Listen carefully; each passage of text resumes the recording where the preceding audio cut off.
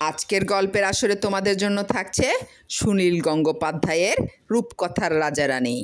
এক দেশে এক রাজা ছিল, তার একটা চোখ পাথরের। সেই রাজার 3 রানী, একজন জাদুবিদ্যা জানে, একজন সারাদিন ঘুমোয় আর সারা রাত জাগে। সবচেয়ে ছোট রানীর একটাও দাঁত নেই, জন্ম থেকেই তার দাঁত ওঠেনি, তাই সে চোখ দিয়ে হাসে। যে রানী জাদু জানে তার নাম আশ্চর্যময়ী, আর নিশাচরী রানীর নাম চাঁদনি। ছোট রানীর নাম ফুটফুটি, এটাই তার ভালো নাম আর ডাক নাম। রাজার নাম রাজচন্দ্র, তাই শুধু রাজা বললেই চলে। এই রাজাটি খুব চিনেবাদাম ভালোবাসে, তাই তার রাজপোশাকের 2 পকেট ভর্তি চিনেবাদাম থাকে সব সময়। আশ্চর্যময়ী ইচ্ছে মতন ঝড় বৃষ্টি ডেকে আনতে পারে। প্রাসাদের অলিন্দে দাঁড়িয়ে এক এক সন্ধ্যাবেলা সে আকাশের দিকে 2 হাত তুলে বলে, আয় আয়। একটু পরেই শো শো শব্দ শুরু হয়। রাজার বড় দুঃখ, তার কোনো দুঃখবোধ নেই। দুঃখ কাকে বলে তা সে জানেই না। কোনো দিন তার 1 ফোঁটাও চোখের জল পড়েনি। একটা চোখ না থাকলেও কি মানুষ কাঁদে না? জন্মান্ধরাও তো কাঁদে। এই রাজা কাঁদতে শিখলই না। নিশাচরী মেজরানী রাত্রির বেলা স্নান করতে ভালোবাসে। রাজপ্রাসাদের পেছন দিকে অনেকটা বাগান, তার পাশেই একটা ছোট নদী। নদীটি ছোট হলেও সারা বছরেই ছলছল করে জলস্রোত। রাত্রির বেলা স্নান করলে আবরু লাগে না। মধ্যরাত্রি পেরিয়ে গেলে ছোট নদীটিতে নেমে চাঁদনি মনের আনন্দে সাঁতার কাটে। আসল রাজ্য শাসন করে মন্ত্রী, সেনাপতি আর কোটাল। রাজা শুধু চিনেবাদাম খায় আর গল্প শোনে, দুঃখের গল্প। রোজই 1-2জন লেখক কবিকে ডেকে আনা হয়, তারা প্রাণপণে দুঃখের কাহিনী বানায়। রাজাকে কাঁদাতে পারলেই তো মিলবে প্রচুর পারিতোষিক। এখনও পর্যন্ত কেউই রাজাকে কাঁদাতে সক্ষম হয়নি। রাজপুত্র কিংবা রাজকন্যা কি নেই, আছে কয়েকজন, কিন্তু তারা এলেবেলে। তারা গায়ে ফু দিয়ে বেড়ায়। বিকেলবেলা যখন কবি লেখকরা গল্পগাথা শোনাতে আসে, তখন আশ্চর্যময়ীকে ধারে কাছে দেখা যায় না।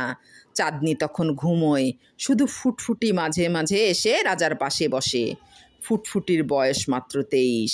এই বয়সের মেয়ে সম্পূর্ণ ফোকলা, এরকম কেউ কখনো দেখেনি। তার হাসি বিচ্ছুরিত চোখ দুটির জন্য তার মুখে একটা সুন্দর আভা ফুটে ওঠে। তাই তাকে বিয়ে করার জন্য অনেক হোমরা চোমরা রাজা, মহারাজা, শ্রেষ্ঠী যোদ্ধারা উঠে পড়ে লেগেছিল। রাজা রাজচন্দ্র অনেক টাকা পয়সা খরচ করে ফুটফুটিকে জিতে এনেছেন। কেউ একজন প্রস্তাব দিয়েছিল, ছোট রানীকে নকল দাঁত পরিয়ে দিলেই তো হয়। আজকাল কত রকম ব্যবস্থা হয়েছে। তাই শুনে রাজা এমন চটে গেল যে তখনই সে ব্যক্তিকে পাঠিয়ে দিল নির্বাসনে। ফুটফুটিকে সঙ্গে নিয়ে গল্প শোনা মহা মুশকিলের ব্যাপার। অতি কাঁচা দুঃখের গল্প শুনতে শুনতে মাঝপথে তার চোখের হাসি মুছে যায়, টপ টপ করে জল ঝরতে থাকে। তারপর সে ফুপিয়ে ওঠে, তা দেখে রাজার হাসি পায়। এ রাজা গান বাজনা বিশেষ পছন্দ করে না, নর্তকী বাইজি নিয়ে রাত্রি যাপনের শখ নেই। তার সবচেয়ে বেশি ভালো লাগে চিনেবাদামের খোসা ভাঙার শব্দ, মুচুর মুচ মুচুর মুচ। তবু এ প্রাসাদের অন্দরে কেউ একজন লুকিয়ে লুকিয়ে বাঁশি বাজায়। যখন তখন বেজে ওঠে বাঁশি। বাঁশির শব্দ গোপন রাখা যায় না, তবে যে বাজায় সে থাকে লুকিয়ে। ফুটফুটির কান্না শুরু হলে আর থামতেই চায় না। তখন রাজা রক্তচক্ষে তাকায় সেদিনকার আহত কবিটির দিকে। সে যে কাজের জন্য এসেছিল তার উল্টো ফল ফলেছে। কবিটি ভয়ে পালায়। রাজা মুঠো মুঠো চিনেবাদাম খেয়ে মেজাজ শান্ত রাখার চেষ্টা করে। রাগ কমতে শুরু করলে হাসে আপন মনে। আশ্চর্যময়ী একদিন জিজ্ঞাসা করেছিল, হ্যাঁ রে ফুটফুটি, তুই ওইসব পচা পচা গল্প শুনে কাঁদিস কেন রে? সবই তো একঘেয়ে। আমি 2-1বার শুনে ফেলেছি। গল্পগুলোতে থাকে শুধু কারা খেতে পায় না, খিদের জ্বালায় মরে, কিংবা বন্যায় বাড়িঘর ডুবে যায়। আর কবিগুলো ঘুরিয়ে ফিরিয়ে সেই সীতাহরণ কিংবা দ্রৌপদীর বস্ত্রহরণ নামগুলো খালি বদলে দেয়। অন্যের দুঃখের কথা শুনে কাঁদবার কি আছে? ফুটফুটি চোখের পাতা বিস্ফোরিত করে বলে, ও মা, আমি অন্যের দুঃখের কথা শুনে কাঁদতে যাব কোন দুঃখে? যেই ওই সব গল্প শুনি অমনি আমার নিজের দুঃখগুলোর কথা মনে পড়ে যায়। আশ্চর্যময়ী আরও আশ্চর্য হয়ে বলে, তোর আবার কিসের দুঃখ রে? ফুটফুটি বলে, আছে গো দিদি, কত দুঃখ। মেয়ে মানুষের কি দুঃখের শেষ আছে? আশ্চর্যময়ী গালে হাত দিয়ে বলে, শোনো মেয়ের কথা, আমরা কি মেয়ে মানুষ নাকি? আমরা তো রানী। আমাদের কি রান্নাঘরে গা পোড়াতে হয়, না বেটা ছেলের জামা কাপড় কাচতে হয়? আমাদের কি পায়ে কাটা ফুটে? আমাদের কি পরপুরুষরা টানাটানি করে? ফুটফুটি জিজ্ঞাসা করে, দিদি গো, তোমার কি কোনো দুঃখ নেই সারা জীবনে একটাও? আশ্চর্যময়ী একটু চিন্তা করে বলে, একটা না হোক আধখানা আছে, সে কথা আমি কাউকে বলি না, সেজন্য আমার কান্নাও পায় না। চাঁদনির দুঃখ আছে কি না তা ঠিক জানা যায় না, সে প্রায় কথাই বলে না কারো সঙ্গে। কথা বলবে কখন? সারাদিন তো সে ঘুমিয়েই থাকে, আর যখন সে জাগ্রত তখন অন্যেরা ঘুমন্ত। রাত্রির তৃতীয় প্রহর পার হলে যখন রোগী ভোগী এমনকি চোরেরাও ঘুমিয়ে পড়ে, তখন চাঁদনি প্রাসাদের আনাচে কানাচে ঘুরে বেড়ায়। খানিক আগে নদীতে সাঁতার কেটে এসেছে বলে তার শরীরটা চনমনে হয়ে আছে। অঙ্গে বেশি পোশাকের বালাই নেই, শুধু ঝুমঝুম করে বাজে তার পায়ের নুপুর। এক এক দিন দেখা হয় একটা ভূতের সঙ্গে। ভূতটাকে প্রায় পোষাভূত বলা যায়। সে দাঁড়িয়ে থাকে সিঁড়ির নিচে, ঝাপসা ঝাপসা চেহারা। চাঁদনি তাকে মোটেই ভয় পায় না। চাঁদনি তাকে জিজ্ঞাসা করে, আজ কেমন আছিস রে ভূতু? ভূতটি আর্তস্বরে বলে ওঠে, আমাকে শরীর দাও, শরীর দাও। চাঁদনি বলে, সে আমি কি করে দেব? তুই কেন মরতে গিয়েছিলি? মরার পর কি শরীর থাকে? ভূতটি বলল, কেউ যদি খুব করে চায় তাহলে আমরা শরীর নিয়ে ফিরে আসতে পারি। তুমি কি একটিবারও আমাকে চাইবে না? চাঁদনি বলে, তুই আমার সঙ্গে সাঁতার কাটতে পারবি? ভূতটি বলল, ধ্যাৎ, কি যে বলো, ভূতেরা কখনো জলে নামে নাকি? কোনো গল্প শুনেছ? চাঁদনি বলল, তাহলে থাক তুই ভূত হয়ে। আজ পর্যন্ত আমি একজনও সাঁতারের সঙ্গী পেলাম না। প্রাসাদের ছাদে দুপুরবেলা দাঁড়িয়ে আছে আশ্চর্যময়ী। ঝড়ের বেগ বাড়ছে ক্রমশ, এখনও বৃষ্টির দেখা নেই। কালো আকাশ চিড়ে ঝলসাচ্ছে লকলকে বিদ্যুৎ, ভেঙে পড়ছে গাছের ডাল। পাখিরা সামলাতে পারছে না সেই ঝড়ের তীব্রতা। গাছের শুকনো পাতার মতন মাটিতে ঝরে পড়ছে মৃত পাখি। আশ্চর্যময়ী দাঁড়িয়ে আছে স্থির হয়ে। পতাকার মতন উড়ছে তার শাড়ির আঁচল, আবেশে চোখ বুজে যাচ্ছে তার। সারা শরীরে যেন রসভরা সুখ। একটু পরে রাজা উঠে এলো ছাদে, বড় রানীর কাঁধে হাত রেখে বলল, আশ্চর্য, তুমি এই ঝড় ডেকে আনছো? রানী উত্তর দিল না। রাজা বলল, এবার থামাও, শুনলাম নাকি প্রজাদের বাড়িঘর ভেঙে পড়ছে। ঝড়কে ডেকে আনতে পারে আশ্চর্যময়ী, কিন্তু থামাবার ক্ষমতা তার নেই। এখানে তার জাদুবিদ্যা নিষ্ফল। কথার উত্তর না পেয়ে রাজা আশ্চর্যময়ীর চুলের মুঠি ধরে প্রবল ধাক্কায় তাকে ফেলে দিল মাটিতে। আশ্চর্যময়ী সঙ্গে সঙ্গে চেতনাহীন। তারপরই কমতে লাগলো ঝড়। আকাশের দিকে তাকিয়ে রাজা বলল, বাহ, তাহলে আমিও একটা জাদু শিখলাম।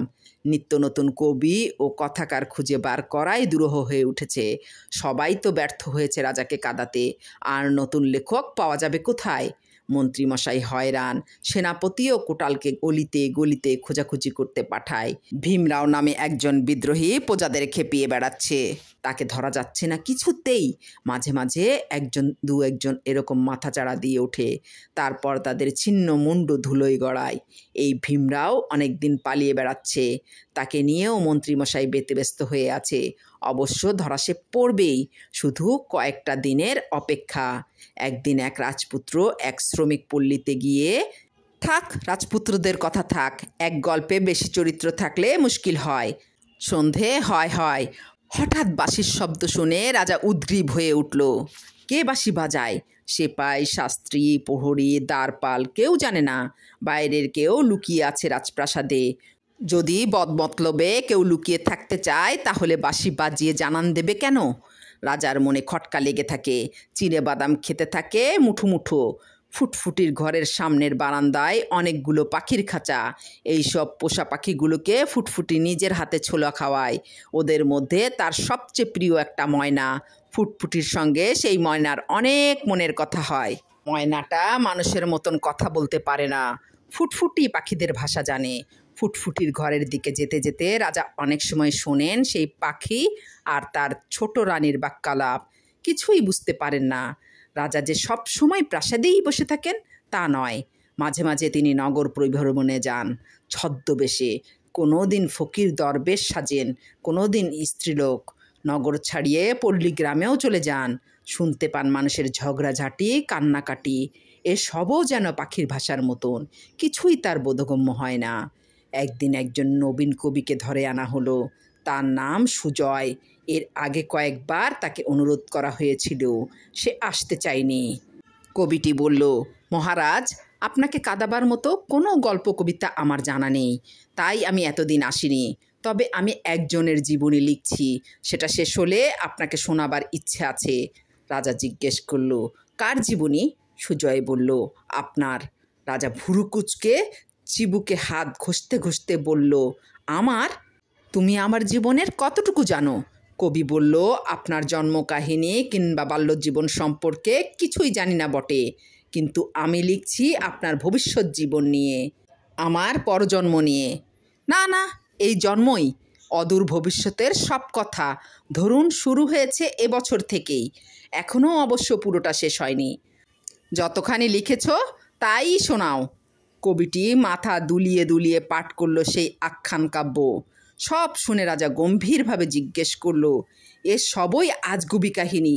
কবি বলল, না মহারাজ, সত্য ঘটনা অবলম্বনে।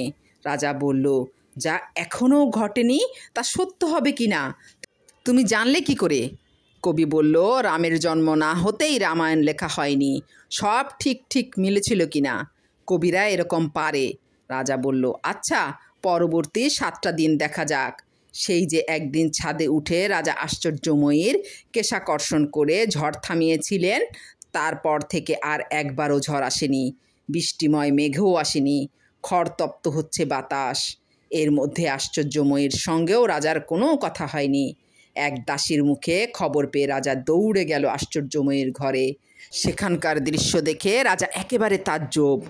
সারা ঘর ভর্তি চুল ছড়ানো, কালো মেঘের মতন পিঠ কোমর ছড়ানো চুল ছিল আশ্চর্যময়ীর, প্রায় সব উঠে গেছে। শেষ কয়েক গাছে চুল টেনে টেনে তুলছে আশ্চর্যময়ী। রাজা শুধু বলল, এ কি? আশ্চর্যময়ী মুখ ফেরালো।